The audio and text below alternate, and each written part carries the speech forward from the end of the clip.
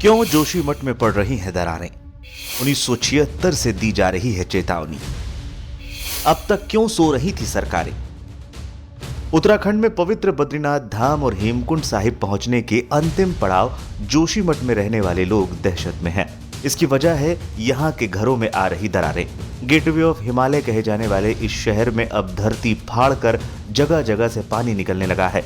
ऐसे में लोग अपना घर छोड़कर इधर उधर शिफ्ट होने को मजबूर हो गए हैं। वहीं आपदा प्रबंधन विभाग ने यहां होटल में यात्रियों के रुकने पर भी रोक लगा दी है और जल निकासी का प्लान और सीवर सिस्टम पर काम करना शुरू कर दिया है। हालांकि जोशीमठ के लोग इस आपदा की वजह सरकार की लापरवाही को मानते हैं। वो कहते हैं कि जब 1976 में मिश्रा समिति ने अपनी रिपोर्ट में ये साफ कर दिया था कि जोशीमठ धीरे धीरे डूब रहा है, तो सरकारें अब तक क्यों सो रही थी।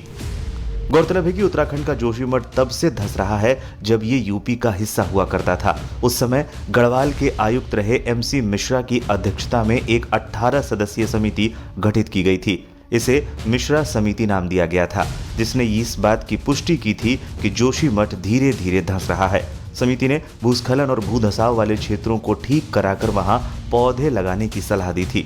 इस समिति में सेना, ITBP समेत BKTC और स्थानीय जनप्रतिनिधि शामिल थे। 1976 में 3 मई को इस संबंध में बैठकें हुई थी, जिसमें दीर्घकालिक उपाय करने की बात कही गई थी।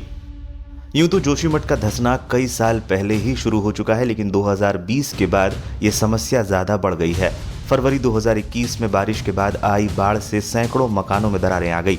2022 सितंबर में उत्तराखंड के राज्य आपदा प्रबंधन प्राधिकरण की ओर से विशेषज्ञों की टीम ने सर्वे किया। खराब सीवरेज, वर्षा जल और घरेलू अपशिष्ट जल के जमीन में रिसने से मिट्टी में उच्च छिद्र दबाव की स्थिति पैदा होने की बात कही गई। इसके अलावा अलकनंदा के बाएं किनारे में कटाव को जोशीमठ शहर पर हुए प्रतिकूल प्रभाव का कारण माना जा रहा है।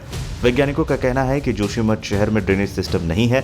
यह शहर ग्लेशियर के रॉ मटेरियल पर है।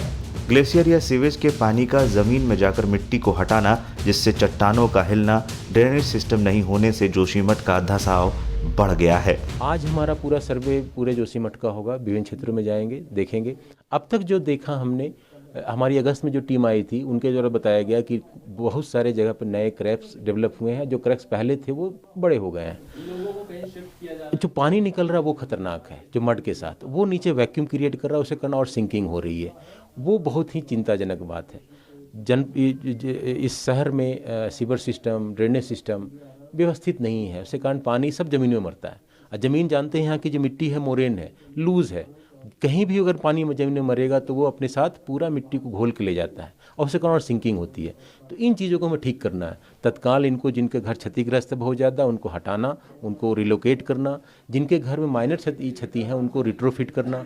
जो क्षतिग्रस्त हो गए हैं और ठीक नहीं किया जाता उनके मलबे को हटाना। शहर में जो बिल्डिंग कंस्ट्रक्शन है उसके बायलॉज को बिल्कुल रेगुलेट करना पड़ेगा। उसको बायलॉज को हमको स्ट्रिंजेंट बनाना पड़ेगा, लाइट स्ट्रक्चर बने, गवर्नमेंट हेल्प करेगी उसमें। जोशीमठ में भूधसाव की समस्या को देखते हुए जिला प्रशासन ने BRO के अंतर्गत निर्मित हेलिंग बाईपास निर्माण कार्य, NTPC तपोवन विष्णुगाड़ जल विद्युत परियोजना के अंतर्गत निर्माण कार्य एवं नगर पालिका द्वारा किए जा रहे निर्माण कार्यों को तत्काल प्रभाव से रोक दिया है। CM पुष्कर सिंह धामी ने इलाके का हवाई सर्वेक्षण भी किया और प्रभावित इलाकों में जाकर लोगों से मुलाकात भी की और साथ ही उनका हालचाल लिया। साथ ही CM ने यह भी कहा है कि जोशीमठ में भूधसाओं की समस्या को लेकर प्रशासन संभावित प्रभावित परिवारों को हर संभव मदद पहुंचाने में जुटा है।